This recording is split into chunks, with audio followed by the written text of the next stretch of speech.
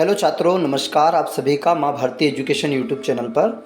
और आज हम देखेंगे आंसर की। तो ये भाग सेकंड का है, सेट का है ये, है ना भाई। तो पहले हम सेट को देख लेते हैं। और टॉपिक सेट में ये विज्ञान का टेस्ट सीरीज है। इसके बाद हम सामाजिक का और गणित का और मैथ का, है ना। तो चलिएगा पहले हम देख लेते हैं सेट का कौन कौन से। आप अपना पेपर सामने रखिए ताकि हम पेपर के साथ में मिलान करते हुए चलेंगे, है ना भैया, कि पेपर में आपका, है ना, क्या है आपका आंसर, क्या है आपका राइट आंसर। तो आप साथ में, ताकि आप पता कर पाएँ कि आपको नंबर कितने आ रहे हैं, फिर कितने नहीं आ रहे हैं, फिर हम इसके बाद में कितने नंबर हमें लाने चाहिए थे, फिर हम इसकी डिस्कस साथ में करते हुए चलेंगे। ओके, चलिएगा तो शुरू करते हैं। अब पहला क्वेश्चन है, देखिए हमने निशान डायरेक्टली लगा दिए हैं ताकि आपको टाइम यहाँ कम से कम लगे। आपका है विद्युत धारा के तापीय प्रभाव पर आधारित सुरक्षा युक्ति को कहते हैं। 20 का राइट आंसर है विद्युत फ्यूज। इसमें डायरेक्टली निशान लगा दिया है ताकि आपका आंसर मतलब जल्दी से जल्दी आए और आपका कम टाइम में आप निशान लगा पाएँ। तो क्या लगाया है आपने, विद्युत धारा के तापीय प्रभाव में आधारित सुरक्षा युक्ति को कहते हैं विद्युत फ्यूज। बिना किसी माध्यम द्वारा उष्मा स्थानांतरण के प्रक्रम को कहते हैं। तो इसको बोलते हैं विकिरण। क्या बोलते हैं? विकिरण। कीटों को पकड़कर अपना आहार बनाने वाले पादप का नाम है घटपर्णी। क्या बोलते हैं? जो ऊपर से ढक्कन लग जाता है ना ऐसा, उसको घटपर्णी आपको टीचर ने बताया भी था। करेक्ट है। चलिए अभी मिला लीजिए, हम स्पष्टीकरण फिर बाद में देखेंगे। चलिएगा चौथा क्वेश्चन है आपका, हीमोग्लोबिन किस प्रकार की कोशिकाओं में पाया जाता है? तो बिल्कुल लाल रक्त कणिकाओं में, है ना, आरबीसी। क्या है? आरबीसी, या तो लाल रक्त कणिका या आरबीसी। करेक्ट है। चलेगा अगला क्वेश्चन है, बीजाणु उत्पन्न करने वाले एक पादप जीव का नाम है।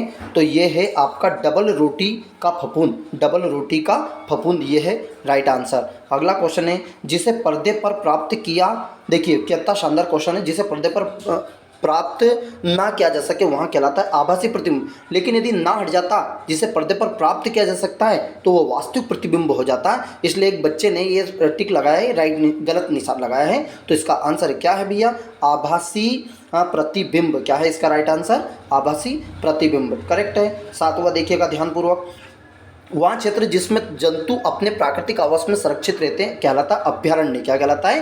अभयारण्य। अभयारण्य में यहाँ पर आवास में जंतु को रखा जाता है, जैसे चिड़ियाघर में पशु पक्षी इनको रखा जाता है, ऐसा एक जगह रहती है अभयारण्य। करेक्ट है। चलेगा आगे देखते हैं, हम यहाँ कैसे निश्चित करेंगे कि कोई एक वस्तु दूसरी वस्तु से अधिक तेजी से गतिशील है? तो इसका राइट आंसर है दोनों वस्तुओं की चाल से। किससे? दोनों वस्तुओं की चाल से। चलिएगा नवा क्वेश्चन है, जब एक वस्तु दूसरी वस्तु पर सरकती है तो एक बल उत्पन्न होता है जो दो पृष्ठों के बीच सापेक्षिक गति का विरोध करता है। इस बल को कहते हैं घर्षण बल। घर्षण बल आपने पढ़ा। घर्षण बल क्या करते हैं? एक दूसरे का अपन ने उस समय पढ़ा भी था, घर्षण बल की वजह से ही हम चल सकते हैं। और देखिएगा ये ब्रेक वगैरह जो आते हैं गाड़ियों में, वो घर्षण बल की वजह से आते हैं। तो घर्षण बल के बारे में हमने विस्तृत अध्ययन किया है। चलिएगा अगला देख लेते हैं, कंपन करने वाली वस्तु द्वारा एक सेकंड में किए गए कंपन की संख्या को उसको कहते हैं आवृत्ति। क्या कहते हैं? आवृत्ति। करेक्ट है। चलेगा अगला क्वेश्चन, जब कांच की छड़ को रेशम के कपड़े से रगड़ते हैं तो छड़ धनावेशित एवं कपड़ा ऋणावेशित हो जाता है। चलेगा नेक्स्ट है, आपतन कोण परावर्तन कोण के बराबर होता है, सदैव बराबर होता है। देखिए ऐसा निशान आपको बताया था, ये आपतन कोण परावर्तन कोण का मान हमेशा बराबर होता है। चलिएगा आगे क्वेश्चन देखते हैं, आवेशित गुब्बारा दूसरे आवेशित गुब्बारों को प्रतिकर्षित करता है क्योंकि दोनों गुब्बारे पर सजाती आवेश के कारण, एक तो विजातीय आवेश होता है और एक सजाती। तो कौन सा आंसर है इसका? सजाती आवेश। किस कारण से स्मारकों के संगमरमर का संक्षारण होता है? तो भैया ये अम्ल वर्षा आपको बताया, इसको एसिड रेन भी कहते हैं। आपने उसमें एसिड रेन पढ़ा था, एसिड रेन भी कहते हैं, है ना, जिसका 5.6 आपका पीएच वैल्यू भी आपने ज्ञात किया था। क्योंकि जो वर्षा होता है, मतलब जो जल होता है, उसका पीएच मान 7 होता है। अब इससे कम यदि हुआ तो जो जल हो जाता है वो अम्लीय हो जाता है। अम्लीय होने की वजह से, है ना, ये क्षति पहुंचा रहा है, जिससे है ना, जो ताजमहल है ना, जो स्मारक के संगमरमर, जैसे ताजमहल का भी आपके बारे में बताया था, ताजमहल का भी जो अम्लीय वर्षा की वजह से थोड़ा सा है ना संचरण होता है। चलेगा, अगला क्वेश्चन है कुछ अवांछित प्राकृतिक एवं रूप से फसल के साथ उगने को खरपतवार कहते हैं। नेक्स्ट है मलेरिया परजीवी का वाहक है मादा एनोफिलीज मच्छर। कौन सा है भैया? मादा एनोफिलीज। संचरण रोगों का मुख्य कारण है, आंसर है घरेलू मक्खी। नेक्स्ट है पकी हुई फसल को काटने के पश्चात बीजों और दोनों को मशीन द्वारा अलग किया जाता है, कंबाइन। कौन सा आंसर है? कंबाइन। चीनी को अल्कोहल में परिवर्तित करने के प्रक्रम का नाम है किण्वन। क्या नाम है? किण्वन। चलेगा, 20वां क्वेश्चन, ऐसी औषधि जो बीमारी पैदा करने वाले सूक्ष्म जीवों को नष्ट कर देती है अथवा उनकी वृद्धि रोक देती है कहलाती है प्रतिजैविक। कौन सा आंसर है इसका? प्रतिजैविक। 21वां क्वेश्चन, निम्नलिखित में से किसको पीटकर पतली चादर में परिवर्तित किया जा सकता है? जिंक को। किसको भैया? जिंक को। देखिए ऑक्सीजन, फास्फोरस, सल्फर ये गैस हो चुकी। चलिए, जिंक धातुएं अम्लों से अभिक्रिया करके गैस बनाती है, तो आंसर है इसका हाइड्रोजन। कौन सा भैया? हाइड्रोजन। मृत वनस्पति के धीमे प्रक्रम द्वारा कोयले में परिवर्तित को कहते हैं, आंसर क्या है? कार्बनीकरण।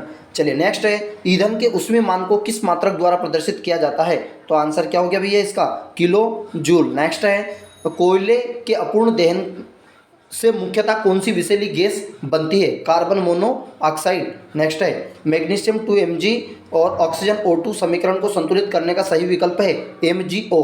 जैसे हम ऐसा लिख देंगे 2Mg और प्लस O2, तो जब क्रिया कराएंगे तो ये जो 2 है ये कॉमन आ जाएगा, तो ये Mg और O। देखिए मैग्नीशियम भी 2 हो चुके, ऑक्सीजन भी 2 हो चुके, तो यहाँ बैलेंस करने वाली इक्वेशन है। चलिए नेक्स्ट है किस धातु की पन्नी फाइल का उपयोग भोज्य पदार्थों को लपेटने में होता है भैया? तो कौन सी है? एल्यूमिनियम। कौन सी भैया? एल्यूमिनियम। नेक्स्ट, शरीर की सबसे छोटी रचनात्मक कार्यात्मक इकाई को कोशिका कहते हैं। कौन सा इसका राइट आंसर? कोशिका कहते हैं। निम्न में से कौन सा विकल्प उष्णकटिबंधीय क्षेत्र का सर्वश्रेष्ठ वर्णन करता है? गर्म एवं आर्द्र। चलिएगा, नेक्स्ट क्वेश्चन है आपका, निम्न में से किससे ऊन प्राप्त नहीं होता है? तो देखिए याक से होता है, ऊंट से होता है, बकरी। देखिए ये क्वेश्चन तो रिपीट हुए भैया, ये रिपीट हुए। घने बाल वाला कुत्ता। चलेगा, नेक्स्ट है भैया, नहीं तो कुत्ते के बाल से भी तुम पता चले कि ऊन बना दो, है ना, थोड़ा ध्यान रखिएगा। धनुष को खींचने के लिए धनुर्धर द्वारा लगाए गए बल का उदाहरण है, कौन सा है? पेशी बल। कौन सा बल है? पेशी। ध्वनि किस माध्यम में संचरण नहीं करती है?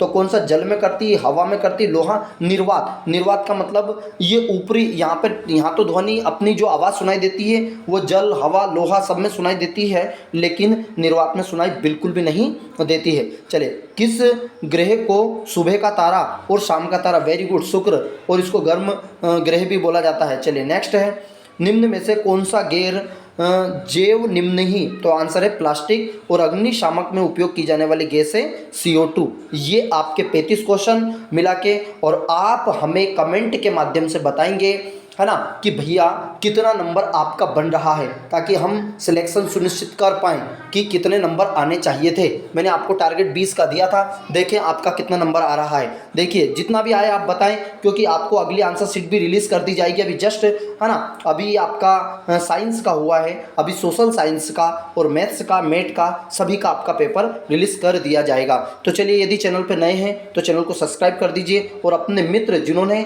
इसका एग्ज़ाम दिया है उन तक ये जरूर वीडियो पहुंचाएं, ताकि वो भी अपने आंसर शीट का मिलान कर ले। जय हिंद, जय मां भारती, वंदे मातरम।